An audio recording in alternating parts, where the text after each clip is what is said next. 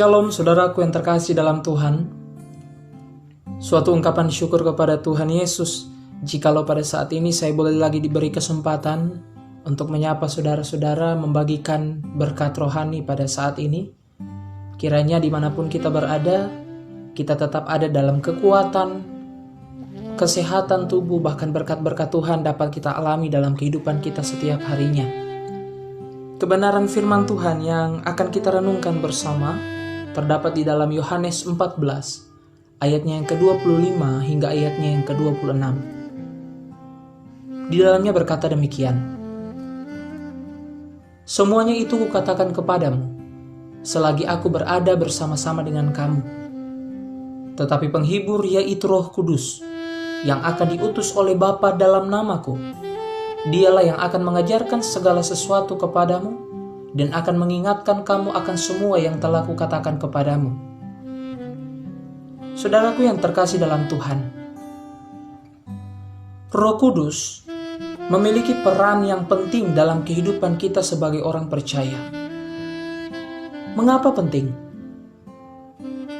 Karena Roh Kudus mendewasakan kita dengan menuntun, bahkan mengajar kita untuk selalu melakukan segalanya dalam standar ilahi. Roh Kudus yang memberikan kita kekuatan dan kemenangan untuk menghadapi tantangan dan permasalahan dalam dunia ini. Setiap orang percaya yang menerima Roh Kudus dalam kehidupannya, maka karunia dan buah-buah roh menjadi bagian dalam kehidupannya juga. Karunia Roh Kudus dimiliki untuk menyatakan kasih dan kuasanya, sehingga pemberitaan Injil dan kerajaannya semakin luas dan besar di tengah-tengah dunia ini. Sedangkan buah-buah roh dimiliki agar kita sebagai orang percaya semakin kuat, sabar dalam menghadapi segala tantangan dunia ini. Sehingga Roh Kudus tidak dapat dipisahkan antara karunia dan buah-buah Roh Kudus. Namun, perlu kita sadari bahwa sebelum kita menerima karunia dan buah-buah dari Roh Kudus, maka Dia perlu mengajar, menuntun kita terlebih dahulu, dan untuk mendewasakan kita. Roh Kudus mengajar beberapa hal yang sangat prinsip dalam kehidupan kita. Pertanyaannya, apa yang Dia ajarkan kepada kita? Hal yang diajarkan oleh Roh Kudus kepada kita, yaitu Roh Kudus mengajarkan kita untuk berdoa. Kadangkala kita menyepelekan ajaran Roh Kudus ini. Kita berpikir bahwa saya lancar-lancar saja dalam menyampaikan isi hati saya lewat doa kepada Tuhan. Ya, bisa jadi. Itu juga karena biasanya kita ada dalam kondisi yang baik. Namun jika kita mengingat kembali ketika kita ada dalam masalah berat, dengan pikiran yang kacau, apakah kita bisa mengungkapkan semua isi hati kita kepada Tuhan? Kebanyakan dari kita biasanya yang keluar dari mulut kita hanyalah kalimat, "Tolong aku ya Tuhan." Namun dengan kalimat ini, kita percaya dan kita yakin bahwa Allah sudah mengerti isi hati kita. Ini kebenarannya. Dalam Roma 8 ayatnya yang ke-26, di situ dikatakan, "Demikian juga Roh membantu kita dalam kelemahan kita. Sebab kita tidak tahu bagaimana sebenarnya harus berdoa, tetapi Roh sendiri berdoa untuk kita kepada Allah dengan keluhan-keluhan yang tidak terucapkan." Artinya adalah ketika kita ada dalam masalah yang membuat kita menderita, lemah, bahkan membuat kita merintih, kita tidak tahu bagaimana seharusnya untuk berdoa. Biasanya hanya nafas panjang saja yang menandakan bahwa kita sementara ada dalam kesusahan. Namun dengan adanya Roh Kudus, Dia menjadi pengantara antara keluhan-keluhan kita yang tak terucapkan dengan Allah. Sehingga setiap keluhan itu dapat dimengerti oleh Allah. Dan bukan hanya dimengerti saja, namun juga dikabulkannya. Dengan kebenaran ini, Roh Kudus mengajarkan kita untuk suka berdoa. Dengan kata lain, di saat ada masalah atau tidak ada, cari Tuhan terlebih dahulu. Bahkan apalagi ketika ada masalah, langsung lari kepada Tuhan, bukan kepada yang lain. karena yang lain itu belum tentu mengerti dengan masalah-masalah yang ada pada kita. Namun ketika kita berdoa, kita tahu, walaupun banyak keluhan yang tersampaikan kepada Allah dikarenakan pikiran yang kacau oleh masalah yang terjadi, ada pribadi yang siap menyampaikannya kepada Allah. Bahkan Roh Kudus mengajarkan kita untuk mengerti manfaat doa dan berdoa dengan kuasa. Hal yang lain yang diajarkan Roh Kudus kepada kita, yaitu Roh Kudus mengajarkan kita untuk mengerti kedudukan kita dalam pelayanan.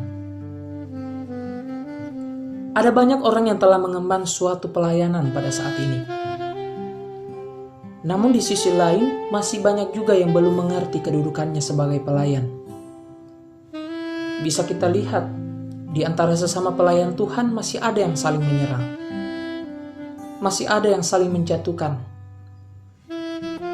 Bahkan yang lebih parah lagi, masih ada pelayan Tuhan yang menyombongkan karunia talenta yang diberikan oleh Allah kepada dia dan merasa diri paling benar dari antara yang lain. Kita harus ingat, kedudukan kita semua sama sebagai pelayan di hadapan Tuhan. Tidak ada yang paling tinggi dan tidak ada yang rendah. 1 Korintus 12 ayatnya yang keempat hingga ayatnya yang ketujuh, di sana menjelaskan bahwa tindakan Roh Tuhan atau Roh Kudus yang menekankan kesatuan di tengah-tengah keragaman, bukan keseragaman.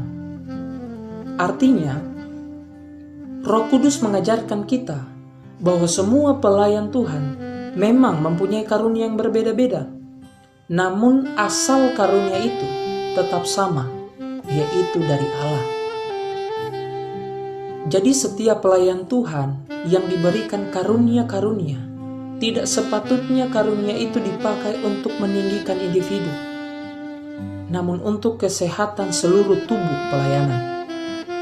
Sehingga dalam pelayanan kita dapat saling menopang, saling melengkapi, bahkan saling mendorong, sehingga nama Tuhan dapat dipermuliakan dalam pelayanan kita.